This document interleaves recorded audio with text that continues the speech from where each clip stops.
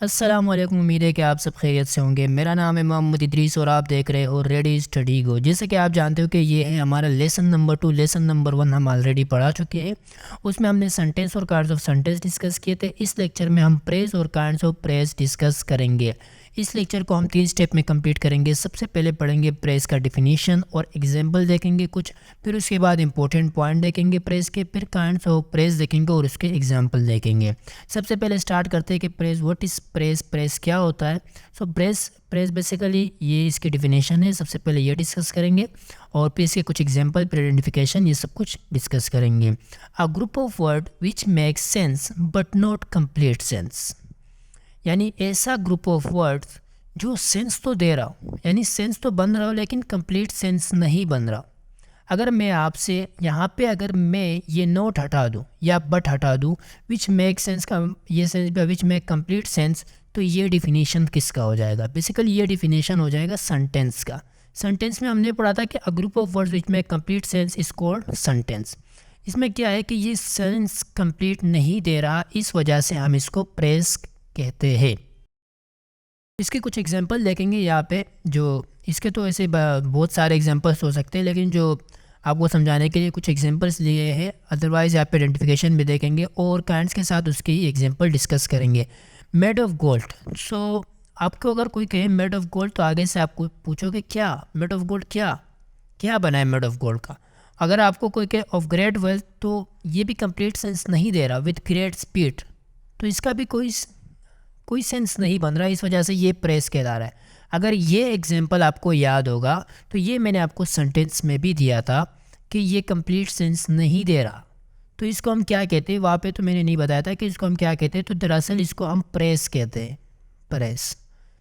सो ये basically praise होता है क्योंकि ये कंप्लीट मीनिंग नहीं देता। अगर ये कंप्लीट मीनिंग दे रहा होता तो इसको हम सेंटेंस कहते हैं, प्रेज नहीं कहते।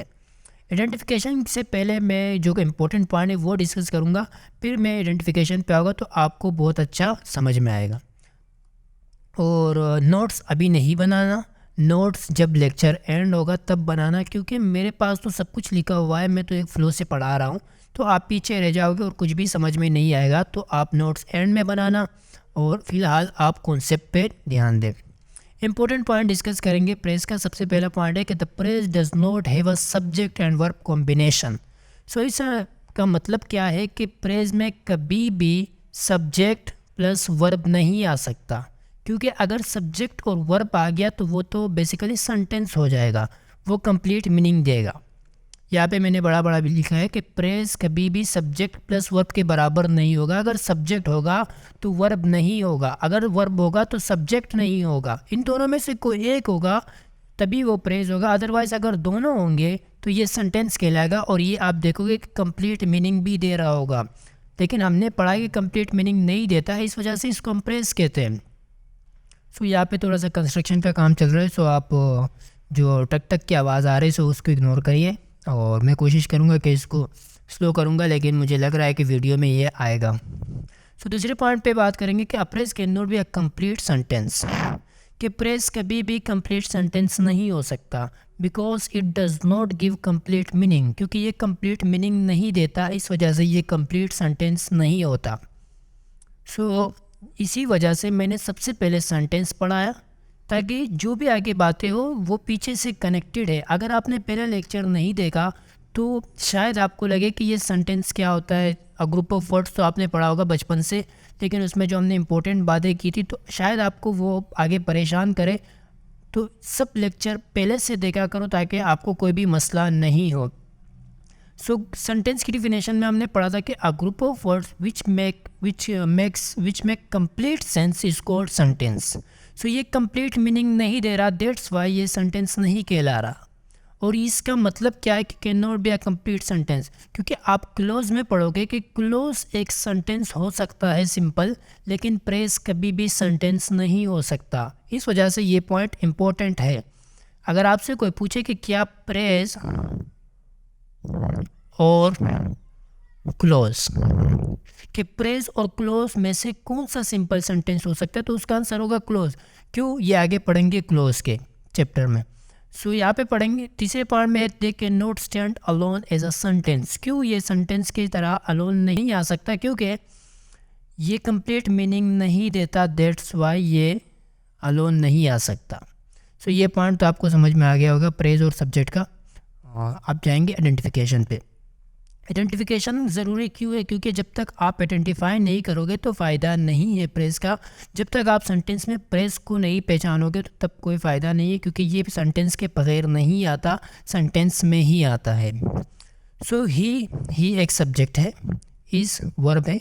अब आप परेशान होंगे कि सर हम कैसे पहचानें कि सब्जेक्ट कौन सा है, वर्ब कौन सा है, ऑब्जेक्ट कौन सा है। सो आपको परेशान होने की ज़रूरत नहीं है, क्योंकि मैं इस सब पे एक एक लेक्चर लाऊंगा अलग-अलग, यानी सब्जेक्ट पे एक लेक्चर होगा, ऑब्जेक्ट पे अलग होगा, वर्ब पे, सब पे अलग अलग एक लेक्चर होंगे कि आप कैसे पहचानोगे कि सब्जेक्ट कौन सा है, ऑब्जेक्ट कौन सा है, वर्ब कौन सा है। यहाँ पे तो आसान है कि सिर्फ एक ही वर्ड से बड़े बड़े सेंटेंस में कैसे पहचानोगे कि सब्जेक्ट कौन सा है, वर्ब कौन सा है, ऑब्जेक्ट कौन सा है। और ऑब्जेक्ट के काइंड जाएंगे, काइंड पढ़ेंगे कि उसके कौन से काइंड्स होते हैं और हम कैसे आइडेंटिफाई करेंगे। सो बेसिकली आप परेशान नहीं होना, इस पर कंप्लीट डिटेल से लेक्चर लाऊंगा। सो फिलहाल मैं जितना प्रेस पे पढ़ रहे हैं तो प्रेस पे आइडेंटिफाई करेंगे। सो यहाँ पे ये सब्जेक्ट है और ये इस यहाँ पे मेन वर्ब का काम कर रहा है। सो ये यहाँ पे मेन वर्ब का काम कैसे कर रहा है ये भी पढ़ेंगे वर्ब वाले चैप्टर में। और इसके अलावा मैं एक और लेक्चर लाऊंगा जिसमें हम पार्ट्स ऑफ स्पीच की शॉर्ट ओवरव्यू देखेंगे, क्योंकि अगर हम डायरेक्ट टेंसेस पढ़ेंगे तो शायद हमें परेशानी होगी। पार्ट्स ऑफ स्पीच अगर हम डिटेल से पढ़ेंगे तो बहुत ज़्यादा टाइम लगेगा। इसकी वजह से हम सबसे पहले इसकी शॉर्ट ओवरव्यू लाएंगे आपके लिए, उसके बाद फिर एक वन बाय वन को कंप्लीट डिस्कस करेंगे, नाउन प्रोनाउन सबको डिस्कस करेंगे। यहाँ पे पहले सेंटेंस में कि ही इज़ अ मैन, यहाँ पे ये मेन वर्ब का काम कर रहा है, ये ऑब्जेक्ट है। ऑफ ग्रेट वेल्थ, यहाँ पे ये एग्जांपल आप देख सकते हो, ऑफ ग्रेट वेल्थ।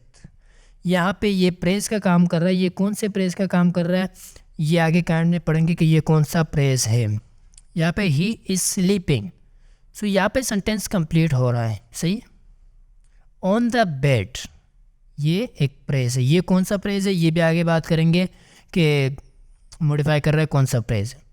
इसमें ये रहा सब्जेक्ट विल मेट, सही, एट द कॉन्सर्ट, इसमें प्रेस ये इसको मॉडिफाई कर रहा है बेसिकली। सो ये कौन सा प्रेस है ये काइंड में पढ़ेंगे कि ये कौन सा प्रेस है। आइडेंटिफिकेशन में आपको सिर्फ प्रेस जानना होता है बेसिकली। आपके जब क्विज अटेम्प्ट करोगे तो आपसे सिर्फ इतना पूछा जाता है कि ये कौन सा प्रेस है, तो आप जब आइडेंटिफाई करोगे तो तब आप पहचान पाओगे कि ये कौन सा प्रेस है। अगर आप आइडेंटिफाई ही नहीं कर पाओ तो आप नहीं बता पाओगे कि ये कौन सा प्रेस। सबसे पहले आपको आइडेंटिफाई करना होता है कि हाँ ये प्रेस है, फिर ये कौन सा प्रेस है, फिर उसको देखना पड़ता है। अगर आप ये नहीं बता सको कि ये इसमें प्रेस कौन सा है तो कभी भी आप नहीं बता सकोगे कि ये कौन सा काइंड से प्रेस का। सो यहाँ पे आप देख सकते हो सब्जेक्ट वर्ब। सो यहाँ पे ये सेंटेंस कंप्लीट हो गया। अमेन ऑफ ग्रेट वेल्थ ये एक प्रेस है क्योंकि इसमें सब्जेक्ट वर्ब नहीं है, ठीक है। इंपॉर्टेंट पॉइंट डिस्कस हो गए ऑलरेडी। अब बात करेंगे टाइप्स ऑफ प्रेस। वैसे तो टाइप्स प्रेस के होंगे बहुत सारे, लेकिन मैंने जो पढ़ाना है वो है तकरीबन 6, ठीक है। एक और भी होता है इन्फिनेटिव, वो भी मैं बता दूंगा एंड में, ठीक है, परेशान नहीं होना। सबसे पहला है एडजेक्टिव प्रेस, फिर उसके बाद पढ़ेंगे एडवर्ब प्रेस, उसके बाद है noun press, prepositional press, prepositional press, फिर पढ़ेंगे जेरंड। जेरंड क्या होता है इस पे मैं आपको थोड़ा सा ओवरव्यू दूंगा, लेकिन ये कंप्लीट हम पढ़ेंगे वर्ब की चैप्टर में, ठीक है। और अपोजिट क्या होता है, जब ये अपोजिट प्रेस पढ़ाऊंगा तो सबसे पहले आपको मैं बताऊंगा कि अपोजिट क्या होता है बेसिकली, फिर उसके बाद अपोजिट प्रेस पढ़ेंगे। सबसे पहले पढ़ेंगे एडजेक्टिव प्रेस क्या होता है, यानी प्रेस तो हमने पढ़ा, लेकिन ये एडजेक्टिव प्रेस अब क्या होता है, कौन से होते हैं। Adjective praise basically a group of words which does the work of an adjective is called adjective praise. ये होता है adjective, adjective डी साइलेंट होता है। सबसे पहले तो हम ये जानते हैं कि ये adjective होता क्या है, क्योंकि प्रेस तो बात की कहानी है, एडजेक्टिव प्रेस तो बात की कहानी है। सबसे पहले ये जानते हैं कि ये एडजेक्टिव होता क्या है। सो एडजेक्टिव ऐसे वर्ड्स होते हैं जो नाउन को मॉडिफाई करते हैं। एडजेक्टिव बेसिकली ऐसे वर्ड्स होते हैं जो नाउन को मॉडिफाई करते हैं। नाउन तो आपने बचपन से पढ़ा हुआ कि नेमिंग वर्ड को हम नाउन कहते हैं, फिर इसके जो कैटेगरीज है वो पढ़ेंगे इंशाल्लाह, लेकिन फ़िलहाल आप ये याद रखो कि नाउन नेमिंग वर्ड्स होते हैं और एडजेक्टिव ऐसे वर्ड्स होते हैं जो इसको मॉडिफाई करते हैं, ठीक है। यहाँ पे हम देख रहे हैं कि ये वही सेंटेंस है, मैंने आपको बताया था कि काइंड्स में पढ़ेंगे ये कौन सा काइंड्स है इसका। ये है सब्जेक्ट, ये है वर्ब और ये रहा नाउन, यानी ये तो ऑब्जेक्ट ही है बेसिकली, लेकिन ये है नाउन। ठीक है, ये है नाउन। अब नाउन को जो मॉडिफाई करे उसे हम क्या कहते हैं, एडजेक्टिव प्रेस। नाउन और प्रोनाउन को, सॉरी, ठीक है, नाउन और प्रोनाउन को जो मॉडिफाई करे उसे हम क्या कहते हैं, एडजेक्टिव। और फिर अगर वो प्रेज होगा और वो मॉडिफाई करेगा तो वो एडजेक्टिव प्रेज कहलाएगा। ठीक है, ये एक एडजेक्टिव प्रेज है। अगर आपसे किसी में पूछा जाए कि ये कौन सा प्रेज है तो आप देखोगे कि ये मॉडिफाई किसको कर रहा है, ये पीछे वर्ब को मॉडिफाई कर रहा है, नाउन को कर रहा है, प्रोनाउन को कर रहा है, मॉडिफाई किसको कर रहा है। आप इस बेस पे बता सकोगे कि ये कौन सा प्रेज है। अगर मैं आपको ये ऐसे अकेले दे दूं कि ऑफ ग्रेट वेल्थ कौन सा प्रेज है तो आप नहीं बता सकोगे कि ये कौन सा प्रेज है। ठीक है, आप बोलोगे कि सर हमें सेंटेंस दिखाओ ताकि हम बता सकें ये कौन सा प्रेज है। जब आप सेंटेंस देखोगे तब आप बता सकोगे कि सर ये किसको मॉडिफाई कर रहा है, उसकी बेस पे आप बता पाओगे कि ये एक एडजेक्टिव प्रेज है या एडवर्ब प्रेज है या नाउन प्रेज है। दूसरी कैटेगरी, दूसरा काइंड पढ़ेंगे इसका। दूसरा काइंड है एडवर्ब प्रेज।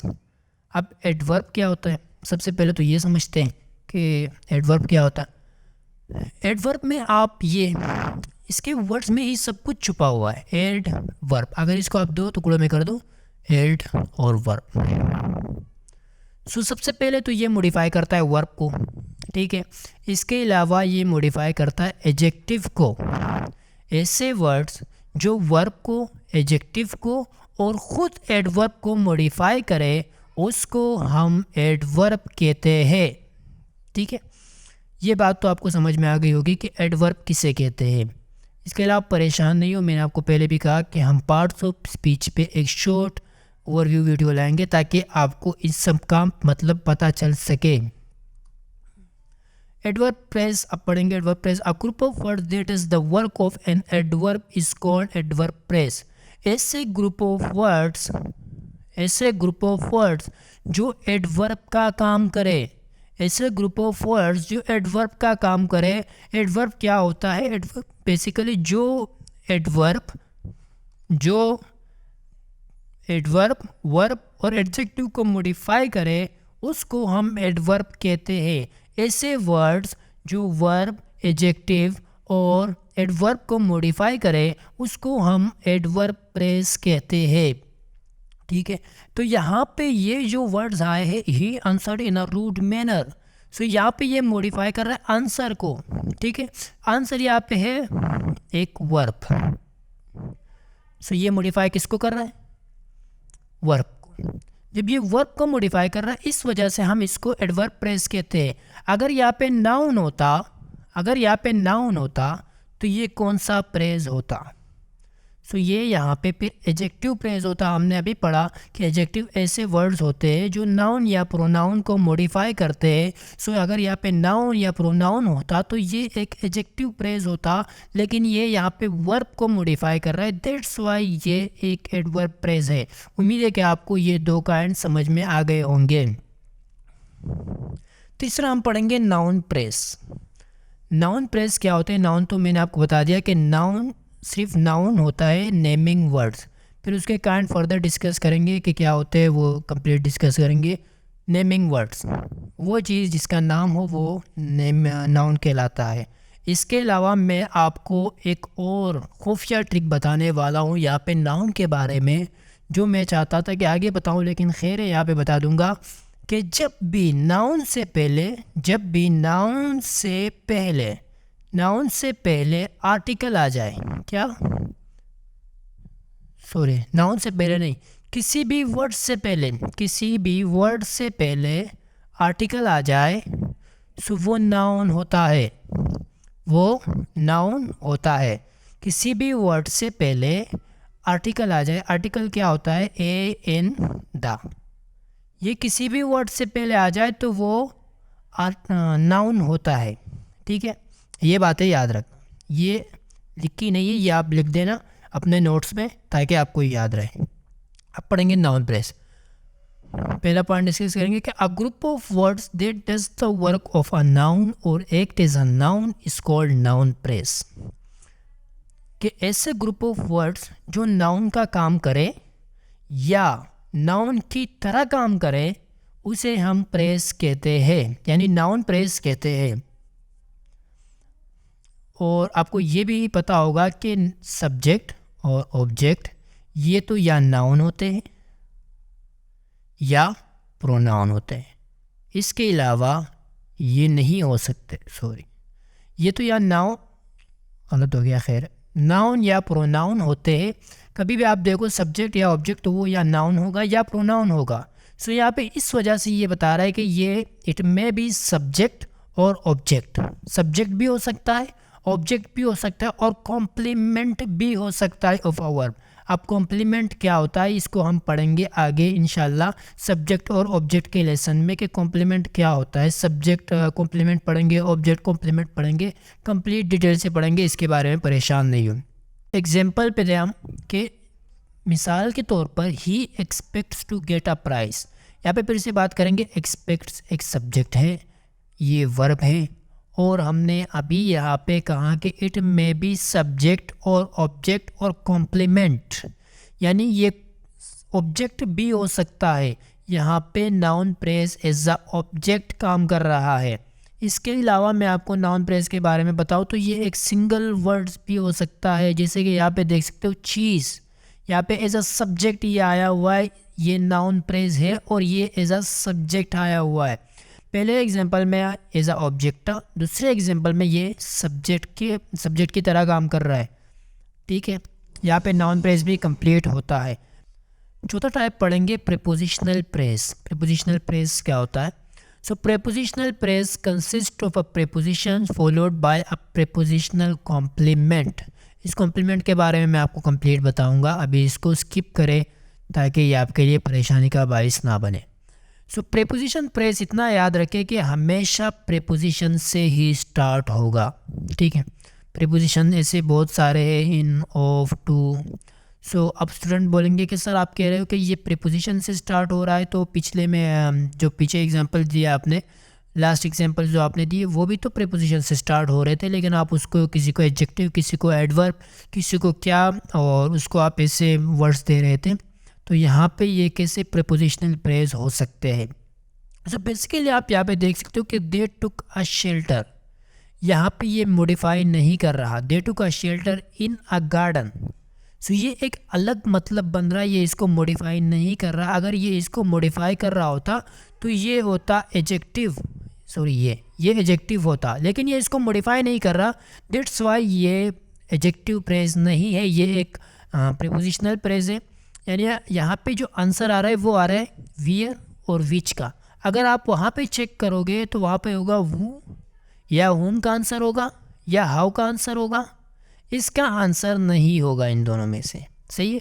यहाँ पे वियर का आंसर है, they took a shelter where, so in a garden. यहाँ पे आंसर विच का है। जहाँ पे भी आपको इन दो का आंसर मिले सो वहाँ पे प्रीपोजिशनल प्रेस का चांसेस ज़्यादा होते हैं। लेकिन आप सबसे पहले ये देखो कि क्या ये नाउन या प्रोनाउन या किसी वर्ब एडवर्ब को मॉडिफाई कर रहा है या नहीं। अगर नहीं कर रहा तब भी ये एक प्रीपोजिशनल प्रेस ही होता है। अगर हम दूसरे मिसाल में देखें, the cat in the middle is cutest, अगर हम सिर्फ इतना कहें कि द कैट इज़ क्यूटेस्ट तो इसका आंसर हो, इसका क्वेश्चन आगे बनेगा कि which cat is cutest, the cat in the middle is cutest. So यहाँ पे प्रीपोजिशनल प्रेस भी ख़त्म होता है। वीडियो बीच में स्टक हो रही है, बेसिकली यहाँ पे ऊपर कंस्ट्रक्शन का काम चल रहा है, सो उसकी वजह से थोड़ा से शोर आ रही है, उसकी वजह से वीडियो थोड़ा स्टॉप के बनानी पड़ रही है। सो जीरंड प्रेस क्या होती है? अब जीरंड क्या होती है, सबसे पहले तो ये समझेंगे जीरंड क्या होती है। जब भी मेन वर्ब के साथ ING आता है ये तब जीरंड कहलाता है। मिसाल के तौर पर राइट एक वर्ब है, जब इसके साथ हम लगाएंगे राइडिंग, सो अब ये बन गया जीरंड। जीरंड की डिटेल यहाँ पे भी थोड़ी बहुत देखेंगे, लेकिन जब हम वर्ब पढ़ेंगे तो उसमें हम जीरंड की कंप्लीट डिटेल देखेंगे और इस पर कुछ मिस एग्जाम्पल भी देखेंगे। So a gerund phrase is a phrase consisting of a gerund. Gerund phrase ऐसा प्रेस होता है जिसमें जीरंड होता है। जीरंड क्या होता है मैंने आपको बता दिया कि जब भी वर्ब के साथ ING लगती है सो उसको हम जीरंड कहते हैं। सो हर जगह जीरंड नहीं कहते, पास्ट पार्टिसिपल में भी किसी जगह आईएनजी लगती है, सो उस पर बात करेंगे। कंप्लीट जब जीरेंट और पास्ट पार्टिसिपल के लेक्चर होंगे तो उसमें डिटेल से बात करेंगे। फिलहाल प्रेस तक जितना है उतना ही समझेंगे। How will gerund function in the sentence like a noun, यानी जेरेंट जो है वो सेंटेंस में लाइक अ नाउन काम करता है। और मैं आपको बताता चलूँ कि जेरेंट सब्जेक्ट भी हो सकता है और ऑब्जेक्ट भी हो सकता है, क्योंकि हमने पढ़ा है कि सब्जेक्ट और ऑब्जेक्ट का काम सिर्फ नाउन या प्रोनाउन ही कर सकते हैं। ठीक है, कि सब्जेक्ट और ऑब्जेक्ट या तो नाउन होगा या तो प्रोनाउन होगा। कभी ऐसा नहीं हो सकता कि कोई एडजेक्टिव सब्जेक्ट बन सके, कोई एडजेक्टिव ऑब्जेक्ट बन सके। सिर्फ ये खासियत दो के साथ है, वो है प्रोनाउन और नाउन। तो यहाँ पे जीरेंट जो है वो एज अ नाउन काम कर सकता है, दैट्स वाई ये सब्जेक्ट भी बन सकता है। ठीक है, तो gerund phrase can act as subject और ऑब्जेक्ट, यानी जीरेंट प्रेस कैन, यहाँ पे हमने दोनों एग्जांपल पुट किए एज अ सब्जेक्ट भी और ऑब्जेक्ट भी। पहले एग्जांपल में आप देख सकते हो कि riding the camel as a subject काम कर रहा है, दूसरे एग्जांपल में यहाँ पे एज अ ऑब्जेक्ट काम कर रहा है। तो जीरेंट प्रेस सिर्फ इतना ही है। अब बात करेंगे अपोजिट प्रेस पे। सबसे पहले ये समझेंगे कि अपोजिट क्या होता है। सो अपोजिट एक ऐसा नाउन और प्रोनाउन होता है जो रिनेम्स करता है अनदर नाउन और प्रोनाउन को, यानी अपोजिट ऐसे नाउन या प्रोनाउन होता है जो दूसरे नाउन और प्रोनाउन को मॉडिफाई करता है, यानी रिनेम करता है, यानी इसकी जगह ले लेते हैं। ये एग्जांपल से हमें और अच्छी तरह समझ में आएगा। दो एग्जांपल इसके भी हमने पुट किए हैं कि द कायदे आज़म, अगर हम द कायदे आज़म कहते हैं या द फाउंडर ऑफ पाकिस्तान कहते हैं तो इन दोनों का मतलब बेसिकली एक ही है। यानी अगर आप द कायदे आज़म बोलो या द फाउंडर ऑफ पाकिस्तान बोलो तो इन दोनों का मतलब एक ही है। वाज बोर्न इन कराची, अगर हम सिर्फ ये भी बोल लें कि the founder of Pakistan was born in Karachi, so basically यहाँ पे जो द फाउंडर ऑफ पाकिस्तान है ये एक प्रोनाउन है जो कि नाउन को रिनेम कर रहा है। दूसरे एग्जांपल में mister Ali my student is very hard working, यहाँ पे अगर मैं सिर्फ माय स्टूडेंट भी बोल देता तो इससे मतलब सिर्फ मिस्टर अली ही होता, लेकिन यहाँ पे जो माय स्टूडेंट है ये मिस्टर अली को रिनेम कर रहा है, दैट्स वाई ये एक अपोजिट प्रेस कहला रहा है। सो उम्मीद है कि आपको प्रेस कंप्लीट में समझ में आ गया होगा। अगर कोई भी सवाल तो आप मुझसे पूछ सकते हो, कमेंट कर सकते हो, व्हाट्सएप ग्रुप्स में पूछ सकते हो, कोई भी क्वेश्चन होगा अगर आपका। इसके अलावा हम 500 डेली यूज़ के प्रेस के कुछ लेक्चर से जो तकरीबन आलमोस्ट 10 लेक्चर्स होंगे इस पे वो ला रहे हैं 500 डेली यूज़ प्रेस, यानी जो आप डेली यूज़ इंग्लिश यूज़ करते उस पे बेस होंगे वो 10 लेक्चर, जिसमें हम डेली तकरीबन 50 प्रेस डिस्कस करेंगे। अगर ये वीडियो आप बाद में देख रहे हो तो प्लेलिस्ट का लिंक मैं इसका मेंशन कर दूंगा कमेंट में इसका, ताकि आप बाद में भी इसका प्लेलिस्ट देख सको। डेली 50 प्रेजेस होंगे और ये टोटल 500 प्रेजेस होंगे और टोटल 10 लेक्चर होंगे इसके। ठीक है, और अगर अभी तक आपने हमारा व्हाट्सएप ग्रुप या टेलीग्राम चैनल ज्वाइन नहीं किया तो ज्वाइन करें, क्योंकि वहाँ पे हम रेगुलर अपडेट्स और इसके अलावा अगर आपके पास वेबसाइट पे कोई इशू आती है तो उसके रिप्लाई भी देते हैं। वेबसाइट का लिंक आपको नीचे डिस्क्रिप्शन में मिल जाएगी, जिस पे आप अपने क्विज़ेस अटेम्प्ट कर सकते हो। इस लेक्चर के क्विज़ेस का लिंक आपको नीचे वेबसाइट में मिलेगा। अगर आप ये सोच रहे हो कि उस पर रजिस्टर कैसे होना है तो उसके लिए आप व्हाट्सएप ग्रुप ज्वाइन करो। अदरवाइज़ अगर आपको फ्यूचर में यानी यूट्यूब के मेन स्क्रीन पे आपको अगर वीडियो मिल जाती है, फ़िलहाल तो अपलोड नहीं की है लेकिन इंशाल्लाह अपलोड हो जाएगी बहुत जल्द। अगर आपको मिल जाती है तो ठीक है, अगर नहीं मिलता तो आप व्हाट्सएप पे कांटेक्ट कर सकते हो, आपको वहाँ से भी वीडियो मिल जाएगी। उम्मीद है कि आपको लेक्चर पसंद आया होगा। तो यहाँ पे हमारा लेक्चर होता है ख़त्म। अल्लाह हाफिज़।